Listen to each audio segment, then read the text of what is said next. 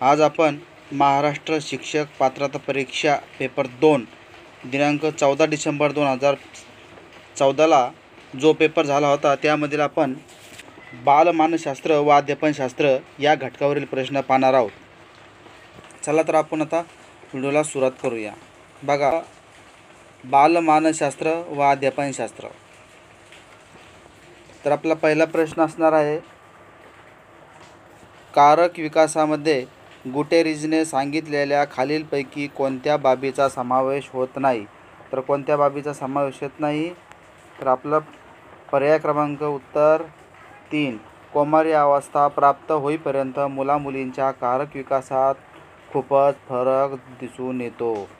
पुढील प्रश्न, शारीरिक विकासाबाबत खालीलपैकी कोणती बाब लागू पडत नाही? हा परिमाणात्मक नसतो, हा गुणात्मक असतो, म्हणून हे पर्याय क्रमांक 1 लागू पडत नाही. पुढील प्रश्न, जेव्हा साधना चेतकाचे वर्गीकरण करावयाला शिकते व संवाद साधण्याच्या दृष्टीने विचार करू लागते तेव्हा जीन पिएजेच्या मते या अवस्थेला रिकामी जागा म्हणतात. तर काय म्हणतात? शब्दपूर्व अवस्था. पर्याय क्रमांक 2 आपलं बरोबर असणार आहे.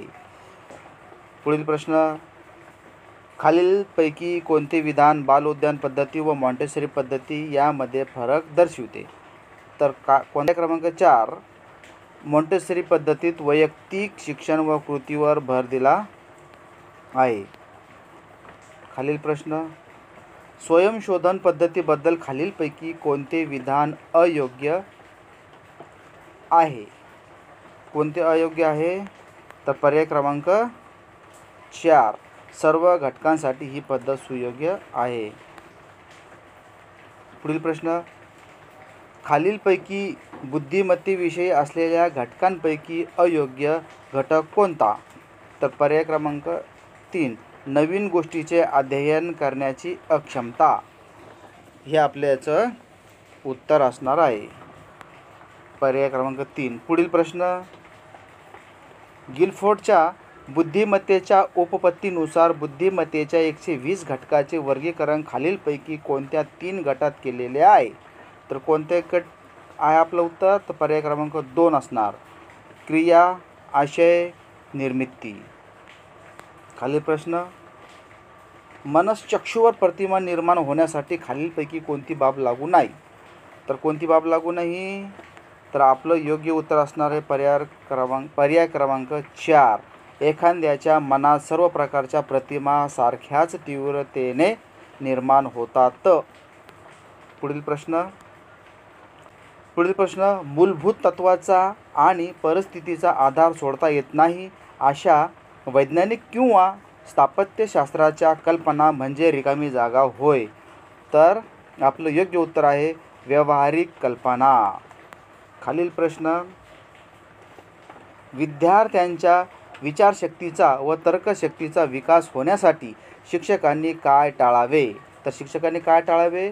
पर्याय क्रमांक आपलं 4 बरोबर असणार, मनावर भावना व पूर्वग्रहाचा पगडा ठेवून विचार करावा, हे टाळावे. पुढील प्रश्न आपला आहे, कंठस्थ ग्रंथीतून पाझरणाऱ्या अंतर्स्रावाचे प्रमाण कमी झाल्यास रिकामी जागा होते. काय होते? बौद्धिक विकास खुंटतो. खालील प्रश्न, अभ्यासक्रम तयार करताना व्यक्तिभेद लक्षात घेणे अत्यंत महत्त्वाचे असते. अशा वेळी पुढीलपैकी कोणती बाब टाळावी? कोणती बाब टाळावी? तर ते टाळावी, अभ्यासक्रम साचेबद्ध असावा, ही गोष्ट टाळावी. पुढील प्रश्न, सचिनच्या वर्ग शिक्षिकेला सचिनचे मूल्यमापन करायचे आहे. मूल्यमापन प्रक्रियेत खालीलपैकी कोणत्या गोष्टीचा समावेश करणे योग्य आहे? तर इथं दिलेलं आहे, अ, सचिनच्या वर्तनात किती बदल झाला, ब, शिक्षकांची अध्यापन पद्धती कितपत उपयुक्त होती, क, अध्यापनाचे उद्दिष्ट किती प्रमाणात साध्य होते, आणि ड, शैक्षणिक अनुभवाचे संयोजन झाले का? तर आपला पर्याय क्रमांक 2 बरोबर असणार आहे, कारण अ, ब, क, ड वरीलपैकी सर्व बरोबर असल्यामुळे आपला पर्याय क्रमांक 2 योग्य आहे. पुढील प्रश्न, मूल्य निर्धारणाच्या भूमिकेबाबत काही विधाने खाली दिलेली आहेत, त्यापैकी योग्य विधान कोणते? तर 1.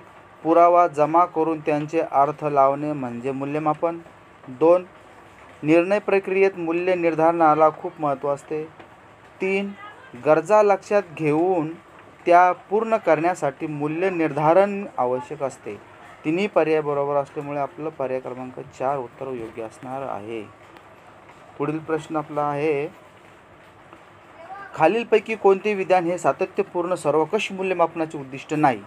तर कोणतं सर्वंकष मूल्यमापनाचे उद्दिष्ट नाही? पर्याय क्रमांक 2, शिक्षकांना स्वयंरोजगारात मदत करणे.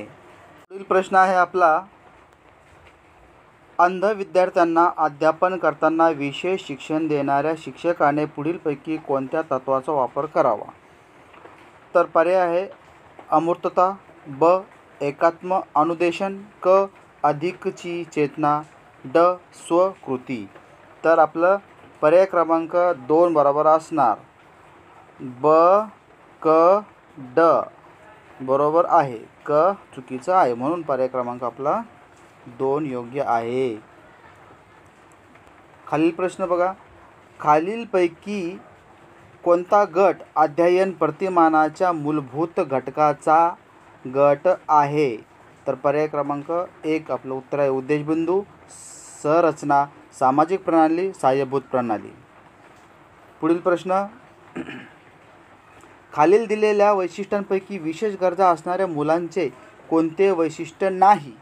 तर कोणते वैशिष्ट्य नाही पर्यायापैकी आपलं, या मुलांचे वर्तन प्रसामान्य असते. हा 3 क्रमांकाचा पर्याय आपला योग्य आहे. पुढील प्रश्न, रमेशला हार्मोनियम वाजवता येते म्हणून तो व्हायोलिन वाजवायला लवकर शिकला. तसेच रीनाला बॅडमिंटन येत असल्यामुळे ती टेनिस खेळायला लवकर शिकली. या उदाहरणावरून शिक्षण संक्रमणाच्या कोणत्या उपपत्तीचा बोध होतो? तर कोणत्या उपपत्तीचा बोध होतो? पर्याय क्रमांक 3 आपलं उत्तर असणार आहे समान घटकाची उपपत्ती. पुढील प्रश्न, खालील दिलेल्या अध्ययन दोषाचे प्रकार व त्यांचे वर्णन यांच्यापैकी अयोग्य जोड्या निवडा. तर 1 आहे डिस्लेक्सिया म्हणजे लेखनात दोष, ब. डिस्ग्राफिया वाचनात दोष, आणि क. डिस्कॅल्क्युलिया म्हणजे गणिती दोष. तर आपला चुकीची जोडी ओळखायची आहे.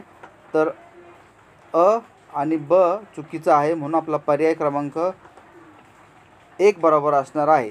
डिस्लेक्सिया म्हणजे वाचनात दोष आणि डिस्ग्राफिया म्हणजे लेखनात दोष. हा योग्य पर्याय आपला असा असणार आहे. पुढील प्रश्न बघा, फ्लॅडरच्या आंतरक्रिया विश्लेषण प्रणालीबद्दल खाली विधाने दिली आहेत, त्यापैकी अयोग्य विधान कोणते? तर यापैकी अयोग्य विधान आपलं असणार आहे, या प्रणाली शिक्षकांच्या शाब्दिक वर्तनाचे निरीक्षण करण्यास मदत करते. या प्रणालीमध्ये 1 ते 7 गट शिक्षकांच्या वर्तनाशी संबंधित असते. 3. या प्रणालीमध्ये 8 ते 9 हे गट विद्यार्थ्यांच्या वर्तनाशी संबंधित असतात. आणि पर्याय क्रमांक 4, या प्रणालीत 10 गट मुख्याध्यापकांच्या वर्तनाशी संबंधित असतात. हे आपलं उत्तर असणार आहे. पर्याय क्रमांक 4 हे विधान अयोग्य आहे. पुढील प्रश्न आहे, मंद विद्यार्थ्यांची आकलन शक्ती कमी असते म्हणून पुढीलपैकी कोणती बाब टाळावी? तर पर्याय क्रमांक 1, या विद्यार्थ्यांना इतर विद्यार्थ्यांपासून वेगळे न करता अध्ययन करावे. खालील प्रश्न बघा, शिक्षक आपल्या व्यक्तिमत्त्वाचा ठसा अध्ययनार्थ्यावर उमटू शकतो असे सूचित करणारी हार्बर्ट यांची उपपत्ती ही अध्ययन उपपत्ती रिकामी जागा या प्रकारात मोडते. तर कोणत्या प्रकारात मोडते? औपचारिक अध्ययन उपपत्ती. पर्याय क्रमांक 3 आपलं उत्तर आहे. पुढील प्रश्न, अध्ययन अकार्यक्षम असणाऱ्या विद्यार्थ्यांच्या भाषिक विकासात पुढीलपैकी कोणती बाब दिसून येत नाही? तर ती ऐकलेले शब्द किंवा वाक्य जशाच्या तशी म्हणता येतात हे दिसून येत नाही. खालील प्रश्न, खाली दिलेल्या गरजांपैकी सहवास विषयक गरजा कोणती? तर कोणती आहे? समाज मान्यता. पर्याय क्रमांक 3 योग्य आहे. पुढील प्रश्न, अवधान नियंत्रित करणाऱ्या बाबीमध्ये बाह्य घटक कोणता? तर तो आहे आवर्तने. पुढील प्रश्न, खालीलपैकी कोणते प्रेरणेचे वैशिष्ट्य नाही? तर पर्याय क्रमांक 4, प्रेरणेमुळे शारीरिक व मानसिक असमतोल साधला जातो. पर्याय क्रमांक 4 आपलं उत्तर असणार आहे. पुढील प्रश्न, कोणतीही संवेदना निर्माण होण्यासाठी कोणकोणत्या बाबीची गरज असते? तर कोणकोणत्या बाबीची गरज असते? उद्दीपक, ज्ञानेंद्रिय, मज्जासंस्था. म्हणून आपलं पर्याय क्रमांक 4 बरोबर असणार. सर्व योग्य आहे. पुढील प्रश्न, प्रकाशात अंतर्गत असलेल्या 7 रंगाचे स्मरण राहण्यासाठी प्रत्येक रंगाचे आद्याक्षर घेऊन ताना पिनी हिनी पाजा असे संस्करणातील अध्ययनाच्या कोणत्या पद्धतीवर आधारित आहे?